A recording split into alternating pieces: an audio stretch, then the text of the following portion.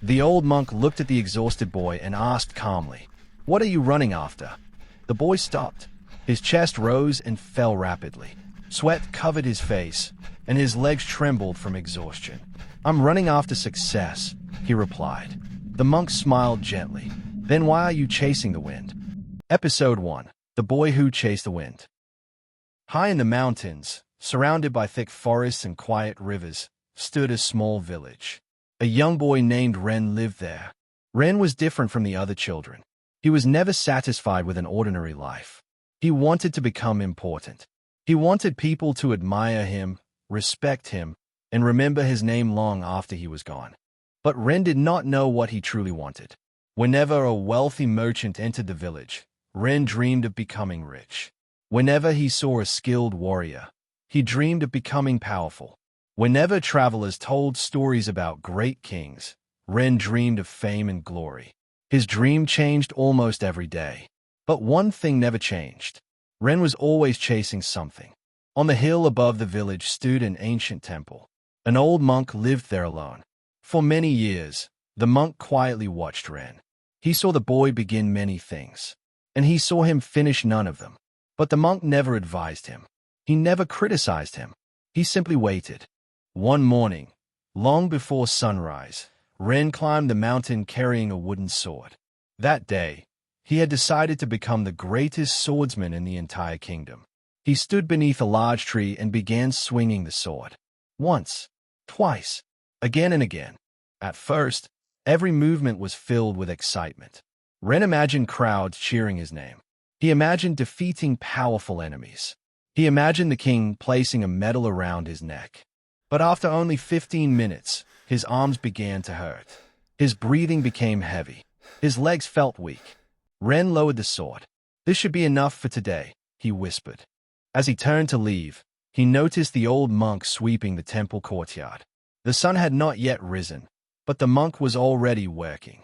Every movement of the broom was slow and controlled. He did not appear tired. He did not appear bored. Ren watched him for a moment and then laughed. "Master, why are you wasting your life sweeping the same ground every day?" The monk stopped. He looked at Ren with calm eyes. "I'm not sweeping the ground." Ren frowned. "What do you mean?" The monk turned towards the fallen leaves. "I am sweeping my mind." Ren stared at him in confusion. Before he could ask another question, the monk continued sweeping. Ren shook his head and walked away. "The old man has finally lost his senses," he muttered. A few days later, Ren stopped practicing with the sword. He had discovered a new dream. This time, he wanted to become rich. He began working with the merchants who traveled through the village. He carried their bags, cleaned their carts, and listened to them discuss gold, trade, and business. Ren believed that money would give him everything he wanted. But after several weeks, the work no longer excited him. He became tired of carrying boxes. He became bored of counting coins. "This life is not for me," he said. Soon, Ren wanted to become a traveler. Then he wanted to become a hunter. After that, he decided to become a scholar. Every new dream filled him with excitement. But that excitement never lasted. Whenever the work became difficult, Ren searched for another path. Days became months. Months became years. But Ren achieved nothing. One evening, dark clouds gathered over the mountains. The air became cold. The trees began to shake. Then a powerful storm struck the village. The wind screamed through the narrow streets. Trees were torn from the earth. Wooden roofs flew into the air. People ran from their houses, shouting for help. Ren rushed outside. He ran towards one family and then towards another. He tried to help repair a roof, but quickly left when he heard someone calling from the other side of the village. He carried a rope but forgot where he was taking it. He moved constantly, yet he completed nothing. Meanwhile, the old monk moved calmly through the storm. He tied strong ropes around the temple doors. He guided frightened children towards safety. He helped families protect their homes. And when people began to panic, his quiet voice gave them courage. "Stay together," he told them. "Do not fight the wind. Protect one another." Hours later, the storm finally passed. The village was badly damaged, but everyone was alive. The villagers surrounded the monk. They thanked him for his courage. They thanked him for protecting their children. They thanked him for remaining calm when everyone else had been afraid. Ren stood alone in the distance. No one thanked him. He had been running the entire night, but he had helped no one. The following morning, Ren slowly climbed the mountain. This time, he carried no wooden sword. He carried only questions. He found the monk sitting outside the temple, preparing tea. Ren lowered his head. "Master, may I ask you something?" The monk poured tea into 2 small cups. "Sit." Ren sat across from him. "Why does everyone respect you?" he asked. The monk handed him a cup of tea. Then he pointed towards the forest below. "Yesterday's storm destroyed many trees." Ren nodded. "But did you notice what remained standing?" Ren looked towards the forest. "The bamboo," he answered. "Why did it survive?" Ren thought carefully. "Because it bent with the wind."